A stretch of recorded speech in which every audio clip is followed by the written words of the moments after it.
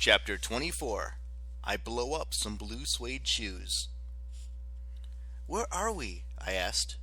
We stood on a deserted avenue outside the gates of a large estate.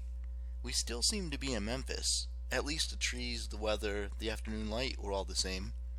The estate must have been several acres at least. The white metal gates were done with fancy designs and silhouetted guitar players and musical notes. Beyond them, the driveway curved through the trees up to a two-story house with a white column portico. "Oh no," Carter said. "I recognize those gates." "What? Why?" "Dad brought me here once. A great magician's tomb. Toth has got to be kidding." "Carter, what are you talking about? Is someone buried in here?" He nodded. "This is Graceland, home of the most famous musician in the world." "Michael Jackson lived here?" "No, dummy," Carter said. "Elvis Presley." I wasn't sure whether to laugh or curse. "Elvis Presley? You mean the white suits with rhinestones, big slick hair, Grand's record collection? That Elvis?" Carter looked around nervously. He drew his sword, even though we seemed to be totally alone. "This is where he lived and died. He's buried in back of the mansion." I stared up at the house. "You're telling me Elvis was a magician?" "Don't know." Carter gripped his sword. "Toth did say something about music being a kind of magic, but something's not right. Why are we the only ones here? There's usually a mob of tourists." "Christmas holidays?" "But no security?" I shrugged. "Maybe it's like what Zia did at the Luxor. Maybe Toth cleared everyone out." "Maybe." But I could tell Carter was still uneasy. He pushed the gates and they opened easily. "Not right," he muttered. "No," I agreed, "but let's go pay our respects." As we walked up the drive, I couldn't help thinking that the home of the king wasn't very impressive. Compared to some of the rich and famous homes I'd seen on TV, Elvis's place looked awfully small.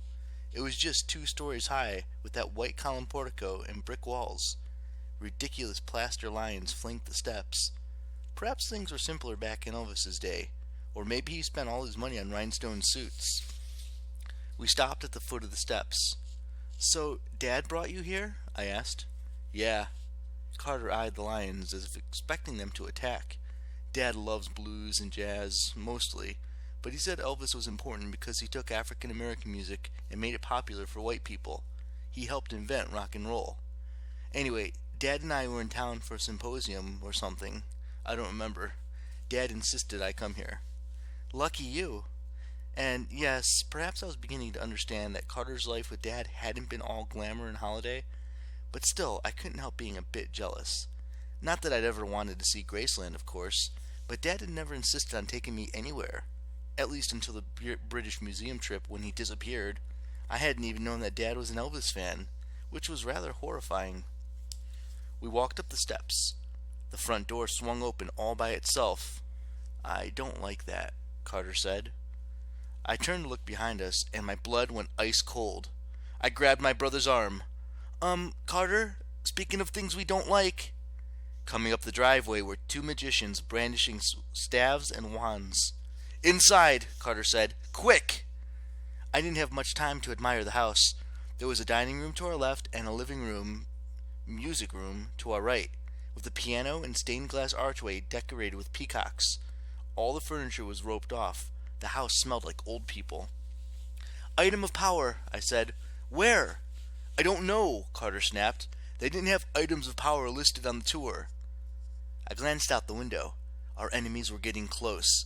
The bloke in front wore jeans, a black sleeveless shirt, boots, and a battered cowboy hat. He looked more like an outlaw than a magician. His friend was similarly dressed, but much heftier, with tattooed arms, a bald head, and a scraggly beard. When they were 10 meters away, the man with the cowboy hat lowered his staff, which morphed into a shotgun. "Oh, please!" I yelled, and pushed Carter into the living room.